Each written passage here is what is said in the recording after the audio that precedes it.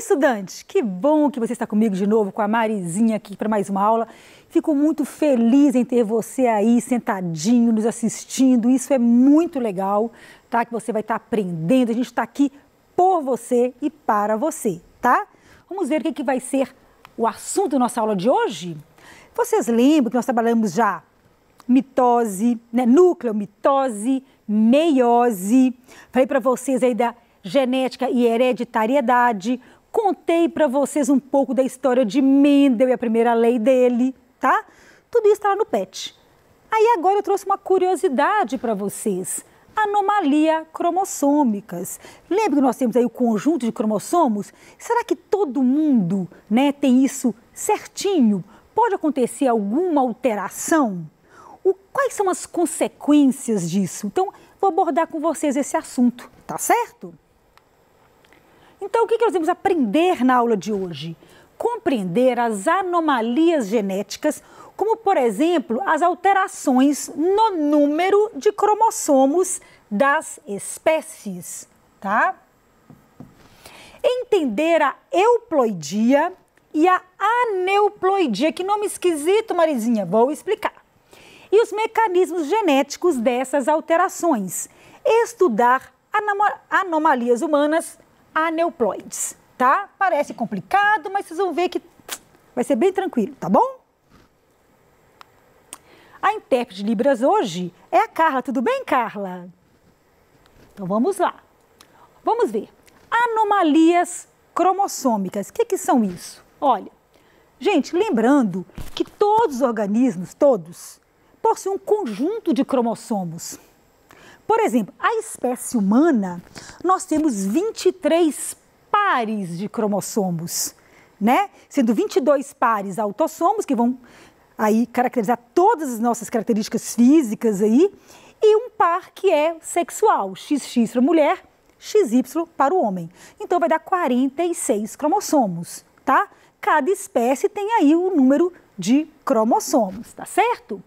Algumas vezes, no entanto, ocorrem alterações cromossômicas que podem afetar o número de cromossomos ao ter mais ou ter menos, tá? E também modificar a estrutura deles, tá? Isso aí, então, logicamente vai afetar as características, o fenótipo, né? Dessas espécies. Então, vamos ver aí detalhadamente.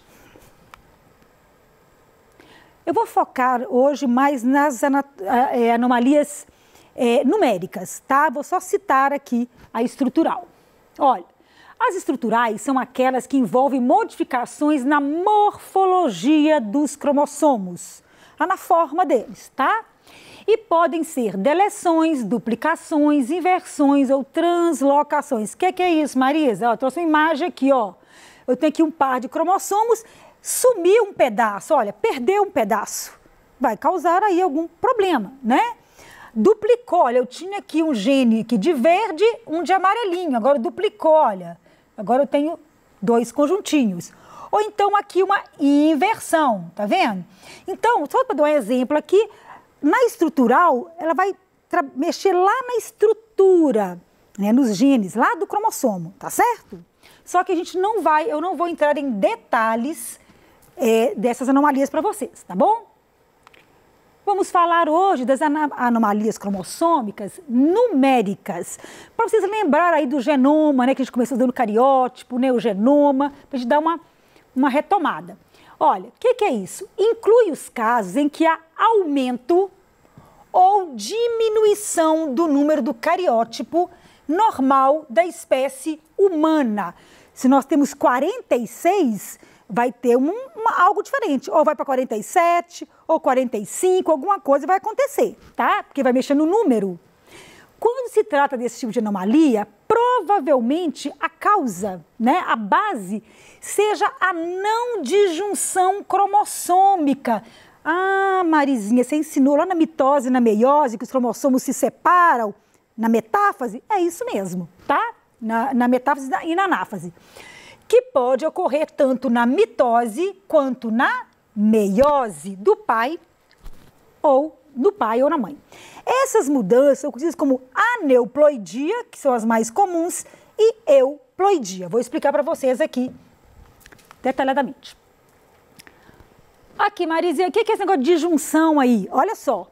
Vocês lembram, na meiose 1, eu tenho um par de cromossomos, são os cromossomos homólogos. E na hora, né, da metáfase, eles vão se parear. Deixa eu pegar aqui, eu gosto de mostrar o dedinho. Lembra que eles vão se parear na metáfase e na anáfase eles vão o quê? Migrar cada um para um polo, tá certo? Mas se forem dois para um lado só, quer dizer, houve uma não disjunção. Então eu vou ter uma célula com dois conjuntos, né, com um par de cromossomos e a outra sem nenhuma, tá certo? Então observem aqui, olha, nesse caso aqui, na primeira fase da meiose, separou o cromossomo homólogo. Olha, um veio para um lado e outro foi para o outro. Mas na segunda fase da meiose, olha aqui, na hora de separar as cromátides irmãs, né?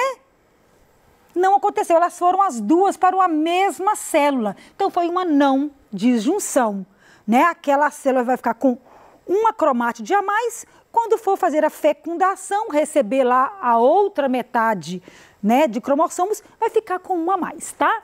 Aqui também pode ocorrer diferente, olha.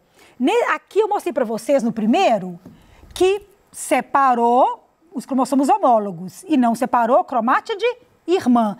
Nesse caso aqui, olha, não separou cromossomos homólogos. Então eles foram juntos para uma célula só, tá vendo? Então, você vai ter aí um resultado, né, desse conjunto de cromossomos diferente do esperado. Deu para entender? Gente, isso acontece muito, às vezes, algumas síndromes, né, tem a ver com a idade também da mulher. Vou explicar para vocês aí como que isso ocorre. Então, um quadrinho aqui para poder resumir. A aneuploidia é aumento ou diminuição de um tipo de cromossomo. Eu estou falando de um cromossomo. É o 17, é o 18, é o 21. Agora, na euploidia, altera todo o conjunto. Ou eu tenho metade, que é 23, é 46, 92. Aqui, olha, vai modificar o genoma todo, que pode ser N, 3N, que é 3 conjuntos de cromossomos, 4N, 4 conjuntos de cromossomos, 5N, 5 conjuntos. Isso é muito raro na espécie humana. Geralmente o feto morre, tá? Não dá conta, né, de ir para frente essa gestação, tá? Mas acontece muito nas espécies vegetais. Vou mostrar para vocês depois, tá certo? Exemplo de aneuploidia, síndrome de Down, de Turner e Klinefelter. Vou falar para vocês direitinho hoje, tá? Ok? Então vamos lá. As aneuploidias, o que é mesmo? É quando você mexe com um cromossomo só, tá? Ó. Nulissomia, indivíduo não apresenta nenhum cromossomo de determinado par. Monossomias, 2N menos 1, né? Indivíduo apresenta apenas um cromossomo de um determinado par. O que é 2Ns mesmo? Nós temos 20... Opa, mudar aqui a... Nós temos 23 aí cromossomos, 2 vezes 23, né? Por quê? Porque 23 do pai e 23 da mãe, por isso que é 2Ns, tá? Menos 1, tá? Então seria o quê? Em vez de 46, seria 45, né? Indivíduo apresenta apenas um cromossomo de um determinado par. Trissomia, indivíduo 2Ns mais 1, tem um a mais, tá? Tem um a mais que o normal, ou seja, apresenta 3 cromossomos de um mesmo tipo, tá? Então, vou começar a falar da síndrome de Down. Gente, para começar, não é doença. Quem tem síndrome de Down não é uma pessoa doente. Doença é ausência de saúde, tá? A síndrome de Down é uma anomalia cromossômica e a pessoa, a criança, vai ter, assim, características diferentes, né? A questão cognitiva também tem alguns problemas, mas ela pode brincar, ela pode viver, ela pode amar, ela pode aprender, ela pode ir para a escola, ela pode socializar, ela pode ser abraçada e ser incluída, tá? tá? Isso não é uma doença, isso é uma pessoa diferente, tá? Olha, observa-se que o indivíduo com 47 cromossomos, olha aqui, ó, 47, menina aqui, ó, XX, tá? Quer dizer, então, que ela tem um a mais, tá certo? Se for menino, aqui, ó, 47, XY, tá? Ou então XY mais 21. A síndrome de Down, ela leva ao surgimento de características muito marcantes como prega na pálpebra, a língua fissurada e a prega transversal contínua na palma da mão. Além disso, pessoas com essa síndrome podem ter certo atraso de desenvolvimento e estão mais sujeitas a problemas cardíacos, né? Elas têm, às vezes, têm que ter um cuidado maior com a saúde, né? Fazer fonoterapia, fisioterapia, né? Psicopedagogia. Então, é todo aí um conjunto, né, de terapias para ajudar no desenvolvimento daquela criança, tá certo? Eu já tive várias crianças, né, alunos com síndrome de Down, que ficaram lá lindamente na sala de aula, produzindo e sendo felizes, tá, gente? Então, mostrando aqui, olha, o cariótipo, né? Olha, cromossomo par 1, par 2, par 3, par 4, né? Até o quê? Olha aqui, até o 23, né? Porque esse 23 aqui é XY, menino, tá? O que aconteceu aqui? Foco aqui, trissomia do 21. Todos estão aos pares, né? Um do pai, um da mãe. Aqui tem quantos? Tem 3. Então, a síndrome de Down é uma neoploidia onde, por causa daquela não disjunção, que eu expliquei para vocês, aquela pessoa vai ter um cromossomo a mais, que é o cromossomo 21. Então, ele tem 3. Eu chamo, então, de trissomia do 21, tá certo? E isso aí vai causar, então, todas aquelas modificações aí fenotípicas, né? Estou aqui mostrando uma criança linda aqui de síndrome de Down. A gente costuma a reconhecer pelo olhar, pelo olhinho puxadinho, a orelhinha um pouco mais baixa, né? O olhinho mais amendoado. A gente consegue aí perceber, né? A linguinha às vezes fica um pouco para fora, mais caidinha. A gente consegue perceber aí quando a criança tem síndrome de Down, tá? Coloquei aqui algumas características. Palato pequeno e arcado, né? Aqui o palato na boca, né? Língua grande e sulcada, anomalias dentárias, mãos curtas e largas, encurtamento da falange média, do 5º dedo, sulco palmar, que é diferenciado também, o sulco tem um sulco só, pés grandes e largos, grossos, com espaço aumentado entre o 1º e o 2º dedo, tá? E muitas têm o pé chato. Geralmente também tem mais tendência aí à obesidade, que eu falei para vocês, também tem doenças cardíacas, tá certo? É doença, Marisa? Não, não é doença, eles são diferentes. A diferenciação determina características físicas específicas e atraso no desenvolvimento. A orelhinha é menor, tá? E ela é um pouquinho mais baixa, né? A gente tem que pegar uma linha aqui, ela vai estar um pouquinho mais baixa do que a linha normal aqui da orelha. E também nós temos aqui alguma alteração no olho, como as manchinhas de Bruchfeld.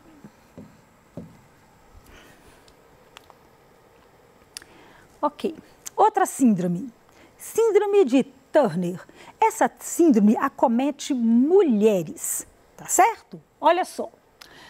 Como que é aí o cariótipo dela? 45. Eu não tinha que ter aqui XX? Ela tem o quê? X0. Falta um cromossomo sexual. Em vez de ter 46, ela tem quantos? 45. Um a menos. Síndrome de Down é um a mais, que é o 21, tá? Olha só. Na síndrome de Turner, observa-se a presença de apenas um cromossomo sexual X, sendo, portanto, uma monossomia, um cromossomo só. Apenas 1% dos que a possuem sobrevive. Como eu disse para vocês, muitos abortos espontâneos que acontecem, a mulher está grávida e sofre um aborto, pode ser que houve uma anomalia e que aí o feto não continuou. São tantos erros, às vezes, que fica assim, inviável para a vida, tá? e gera aí um aborto espontâneo, mas alguns sobrevivem, tá? Nesse caso, verifica-se o indivíduo do sexo feminino com pouco desenvolvimento das mamas, ovários rudimentares, tórax largo, baixa estatura e pescoço alargado, tá? Geralmente não causa atraso mental e quando esse se apresenta é leve. É a única monossomia viável em seres humanos, quer dizer que outras já dá aí um aborto espontâneo.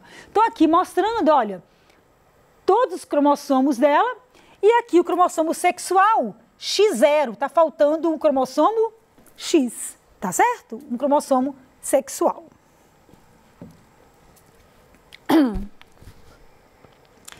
Aqui mostrando a imagem da síndrome de Turner, né? Uma mulher com baixa estatura, tórax largo, os mamilos bem separados, tá?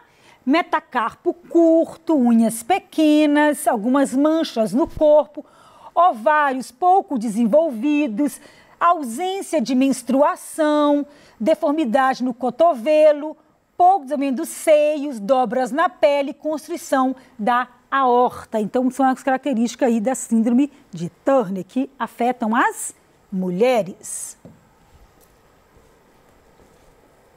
Gente, só para lembrar que essas síndromes elas têm uma proporção bem baixa na população. Por exemplo, a síndrome de Down, né, nasce um a cada 700 nascimentos, tá?